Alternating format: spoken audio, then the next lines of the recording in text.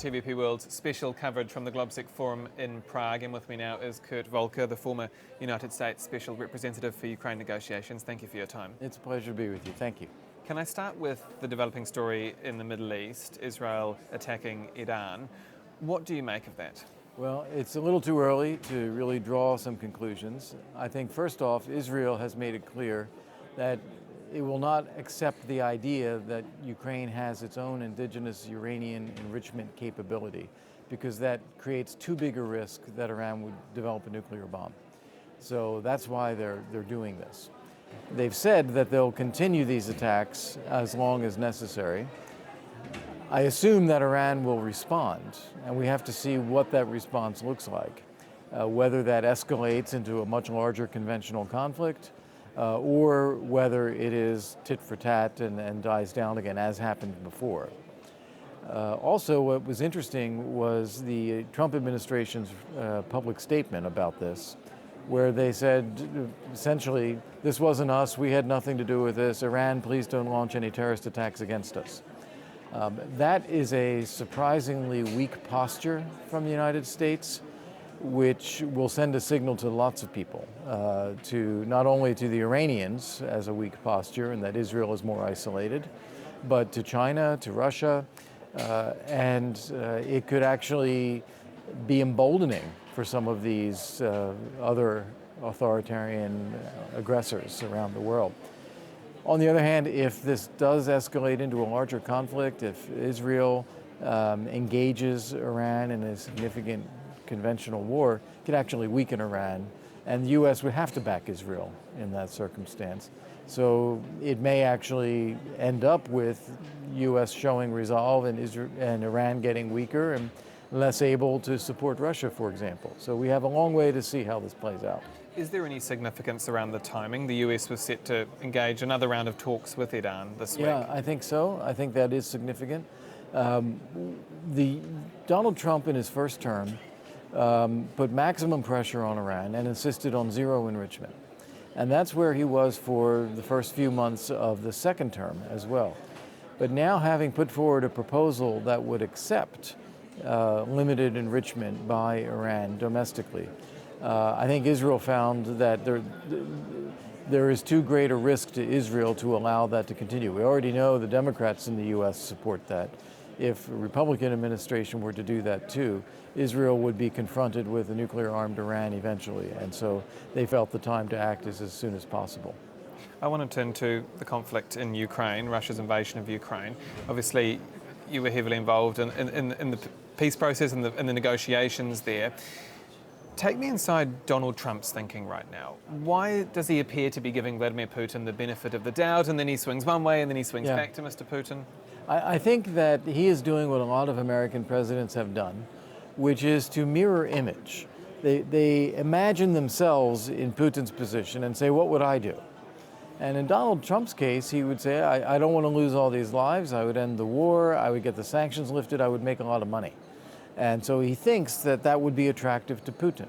So he's both surprised and frustrated that Putin is not thinking that way.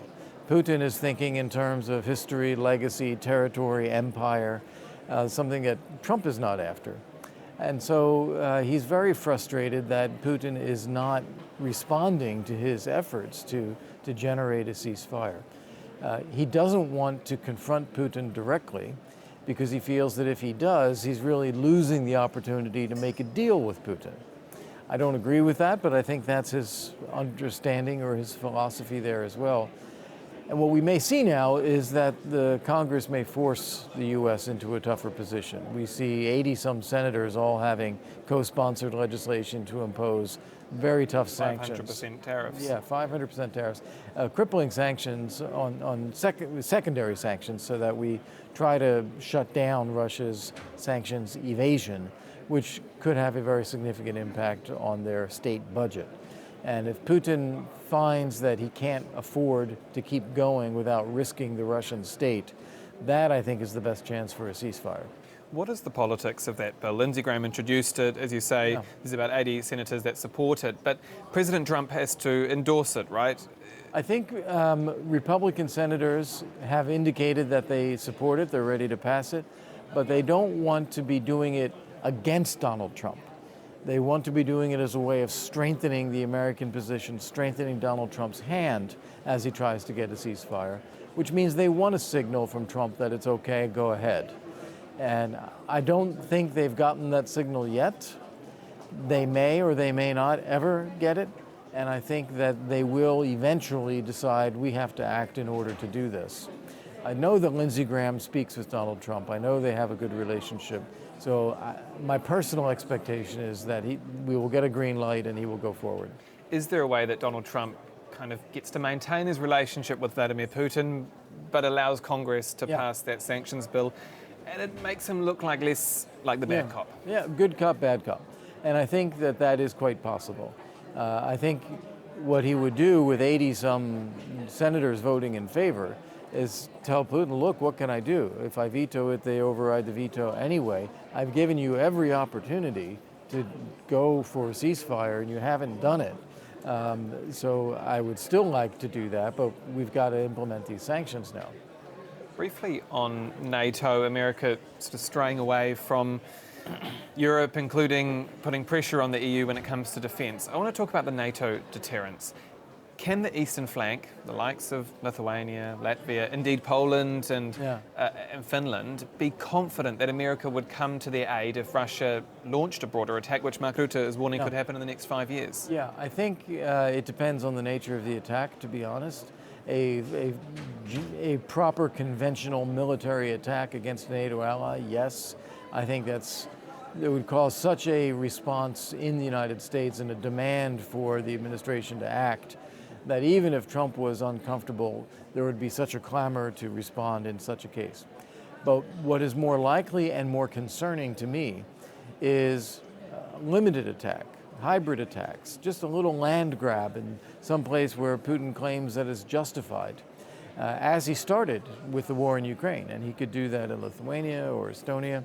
And I think there would be an instinct not only in the Trump administration, but in many, many capitals in Europe to say, oh, well, we shouldn't escalate.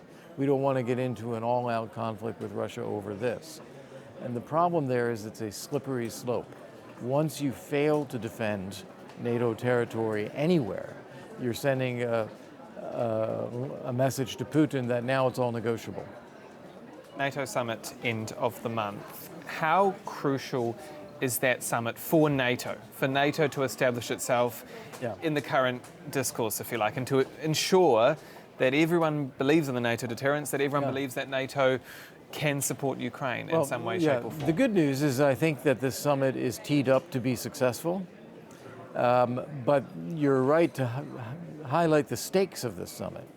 If NATO were not to agree to a 5% target of defense spending going forward, I think you would lose the United States' commitment to NATO over time. There'd just be a feeling that Europe is not serious about its own security, so why should we keep compensating for that and spending money over top of that? But with Europe agreeing to this high defense spending target and taking responsibility for security in Europe, it's going to strengthen NATO, and it's going to make the U.S. more respectful of our European allies and more committed to European allies, because it will be a more even bargain. Kurt Volker, always a pleasure. Thank you again for your time. Thank you. And that's all for this exclusive interview here on TVP World from the GlobSec Forum in Prague. I'm Aaron Dahmen. Goodbye for now.